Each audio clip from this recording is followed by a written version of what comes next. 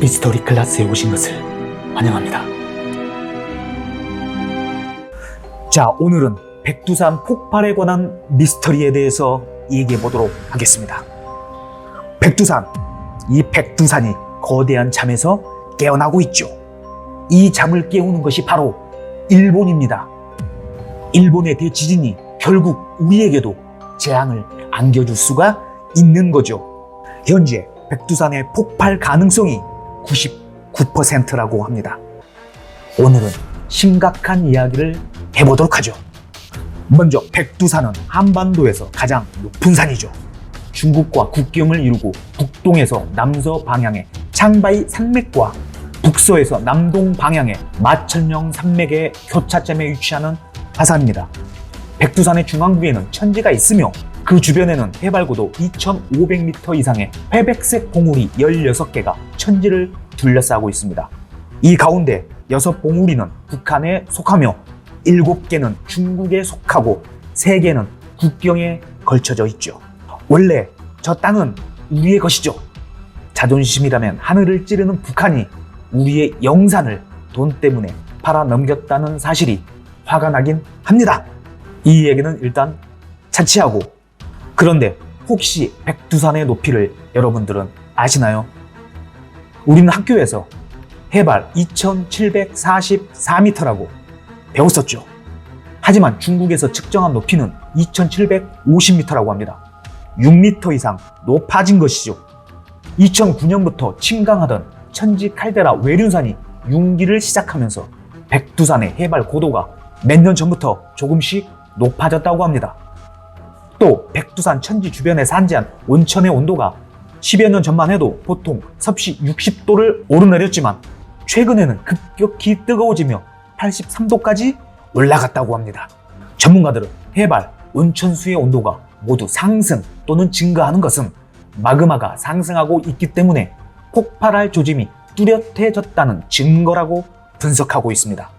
그런데 결국 이 백두산은 일본의 대지진과 아주 밀접한 관련이 있죠. 백두산은 946년 대폭발 이후 지금까지 6번 분화를 했는데 모두 일본의 대지진과 관련이 있다는 것이죠.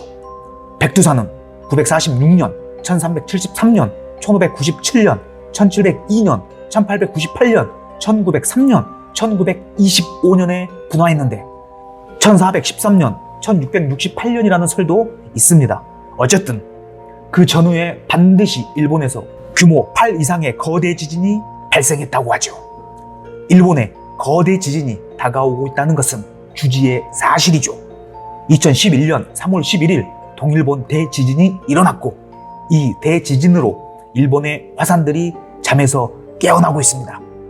요즘 일본의 화산 활동이 빈번해지면서 위기감이 상당하죠. 그런데 일본의 이 지진이 백두산에도 영향을 주고 있습니다. 일본의 후지산은 현재 지하 20km의 마그마 방이 존재하지만 백두산은 불과 6km의 마그마의 호수가 존재한다고 합니다. 백두산이 후지산보다 먼저 폭발할 가능성이 더 크다는 것이죠. 일본의 다니구치 히로미스 교수는 2032년까지 백두산이 분화할 확률이 99%라고 말할 정도입니다. 백두산의 소규모 분화는 100년에 한 번, 대규모 분화는 1000년에 한 번의 빈도로 일어났는데 현재 946년 대분화로부터 이미 1000년 이상 경과했고 백두산 지하에는 1000년분의 마그마가 모여있을 것이기에 현재 폭발 스탠바이 상태라는 것이죠. 일본의 대지진이 백두산 대폭발에 방아쇠를 당기는 상황이라는 것이죠. 백두산이 폭발하면 얼마나 재앙이냐 하면 한 나라를 날려버릴 수도 있습니다. 백두산은 1100여 년 전인 930년에서 940년 사이 대폭발을 일으켰죠.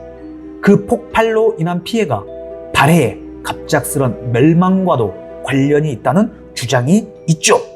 제왕후기에는 해동성국 발해가 926년에 멸망했다고 기록되어 있으나 정확한 멸망 과정을 제시하는 대신 흑룡의 출현 등 상징적으로 표현되어 있습니다.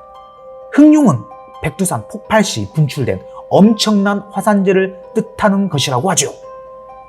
당시 1600km를 날아간 백두산의 화산재가 일본 홋카이도와 아오모리현에서 발견될 정도로 전 세계 역사상 가장 강력한 화산이 백두산입니다. 만약에 백두산이 실제로 폭발한다면 반경 60km 이내 지역은 순식간에 용암과 화산재에 파묻혀 쑥대밭이 됩니다. 그리고 백두산 천지가 담고 있는 물 20억 톤이 쏟아져 엄청난 홍수가 일어나죠. 그런데 이 홍수는 그냥 물만 흘러내리는 홍수가 아니라 용암을 품은 진흙과 물이 함께 흘러내리는 라르가 쏟아지면서 그 지난 자리는 폐허로 변해버립니다. 실제로 길림성 일대에는 1100여 년 전 폭발 때 흘러내린 라르의 흔적이 남아있습니다. 그리고 폭발 후 2시간이면 양강도, 해산, 함경남도, 신포, 함경북도, 청진 부근까지 덮치고 8시간이면 울릉도와 독도에까지 도달한다고 합니다. 폼페이 최후의 날이 21세기에 다시 재현되는 것이죠. 아마도 갑작스런 자연재해로 수백만 명의 탈북자가 생길지도 모를 일입니다. 일본의 재앙이 결국 우리의 재앙이기도 한 상황이죠. 혹시 모를 재난에 너무 걱정은 안 하는 것이 좋다고, 그렇다고 손 놓고 있다가 준비 없이 닥치는 재난에 고통받는 일이 없기를 바라봅니다. 시청해주셔서 감사합니다.